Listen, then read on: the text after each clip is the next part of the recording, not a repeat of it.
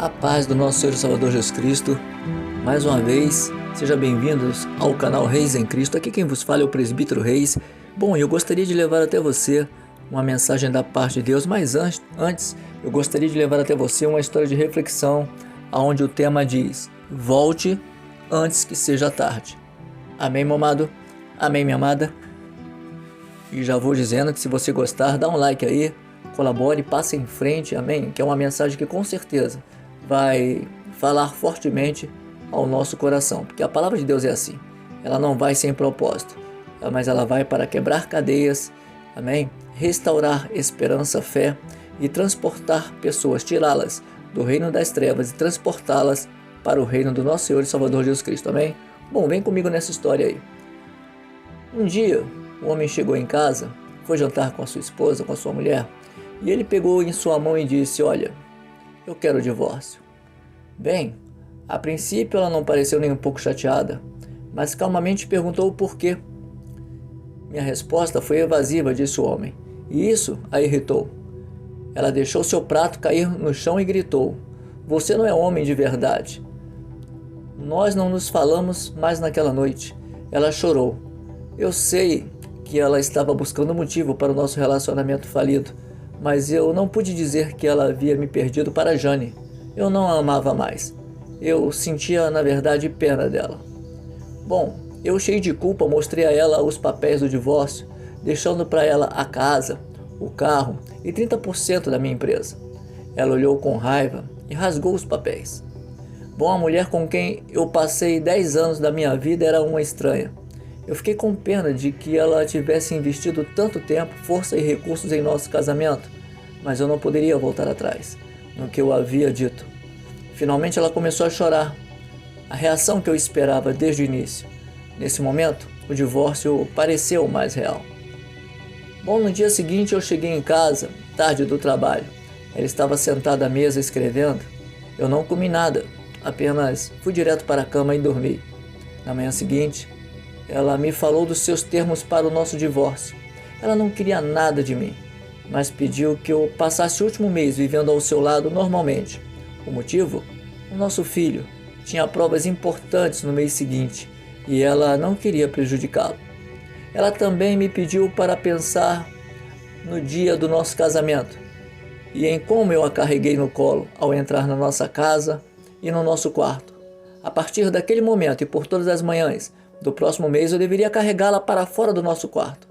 Eu achei que ela tivesse enlouquecido, mas para fazer dos nossos últimos dias juntos algo suportável, eu acabei aceitando.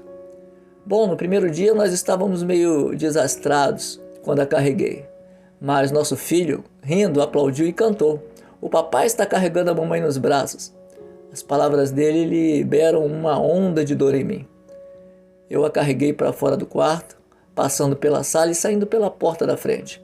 Ela fechou os olhos e disse em uma voz bem suave ao meu ouvido: não diga nada ao nosso filho sobre o divórcio. Eu concordei e a coloquei de volta no chão em frente à porta. No segundo dia nós já estávamos melhores. Ela se aconchegou no meu peito e eu pude sentir o perfume de sua blusa. Eu me dei conta de que havia muito tempo desde que eu olhei conscientemente para minha mulher. Seu rosto tinha algumas rugas e seu cabelo estava aos poucos ficando branco. Nosso casamento havia deixado suas marcas nela. Por um momento, eu me perguntei o que havia feito com ela. Quando eu a peguei no colo no terceiro dia, eu senti um pouco de intimidade voltar. Esta era a mulher que havia me presenteado com 10 anos da vida dela. No quarto e no quinto dia, eu pude sentir a intimidade se fortalecer. Bom, com o passar do mês, foi ficando cada vez mais fácil carregá-la e eu percebi que ela estava emagrecendo. Uma manhã caiu a ficha de que ela deveria estar carregando muita dor e amargura por minha causa. Sem pensar, eu passei minha mão sobre a cabeça dela. Naquele momento, nosso filho entrou e disse: pai, está na hora de carregar a mamãe para fora. Tinha virado um ritual matinal para ele, que seu pai carregasse sua mãe. Minha mulher o pegou e abraçou contra o seu peito.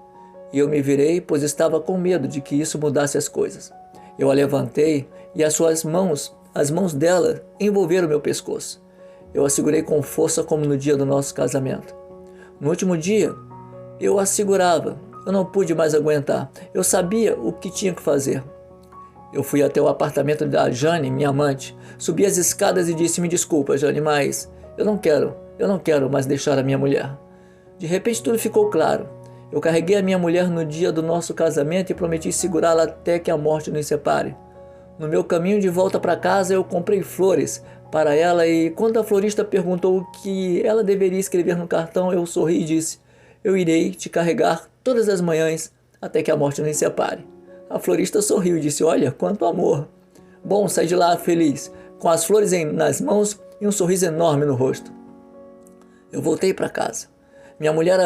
Mas quando eu entrei, a minha mulher havia morrido durante o sono enquanto eu estava fora. Bom, mais tarde eu descobri que ela estava sofrendo com um câncer no último mês, mas eu estava tão preocupado com a minha amante que eu não notei a minha mulher. Ela devia saber que iria morrer e em breve eu quis ter certeza de que ela queria ter certeza de que o relacionamento entre mim e meu filho não fosse ficar impactado pelo divórcio. Aos olhos do meu filho, eu era um homem mais romântico que ele poderia imaginar. E assim, com lágrimas nos olhos, eu carreguei a minha mulher mais uma vez pela porta, desta vez em direção ao cemitério. Bom, amados, é por isso, minha gente, que o título dessa lição significa volte antes que seja tarde. Porque assim como foi com esta mulher, assim também foi com Jesus. Aliás, esta mulher, ela representa Cristo, que apesar de muitas das vezes nós magoá-lo, apesar de muitas das vezes nós queremos distância, né? Ele continua nos amando, ele continua se entregando até o fim. E esta mulher é exatamente esta representação. Ela sabia o que tinha, ela sabia o que tinha que passar, assim como Cristo sabia o que tinha que passar por mim e por você. Se ele olhasse normalmente, ele sabia que nós éramos merecedores, mas ele olhava com amor porque ele nos amou antes da fundação do mundo. Aliás, João capítulo 3, versículo 16 diz: porque Deus amou o mundo de tal maneira que deu o seu Filho unigênito, para que todo aquele que nele crê não pereça, mas tenha a vida eterna. O marido desta mulher, ele foi para o mundo, é aquele irmão, aquela irmã, aquela pessoa que tem conhecimento e quer viver uma vida dupla. O amante que é o mundo e a esposa que é Cristo. Quando o amante não quer mais, volta para Cristo. Quando Cristo, começa a dar o amor e ele encontra outro amante, outro engodo falso do mundo, ele volta para o mundo. Então esse marido, ele foi para o mundo, para a amante, mas ele entendeu que só a esposa o amava realmente. Eu não sei o que você tem que passar para entender isso, mas uma coisa eu sei: quando este homem, ele decidiu voltar para a mulher, ela já estava morta.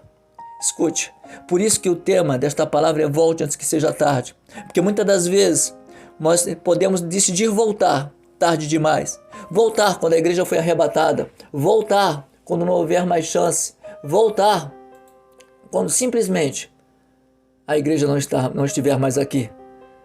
E é por isso que esta história, apesar de ser uma história que tinha tudo para se desenrolar com um final feliz, houve uma falta de percepção do marido há muito tempo de que a mulher estava se defiando, estava com câncer. E talvez você esteja se esfriando e há muito tempo você não sinta mais o poder e o amor de Deus na sua vida, mas eu digo para você hoje, aleluias, Cristo quer voltar a fazer arder em você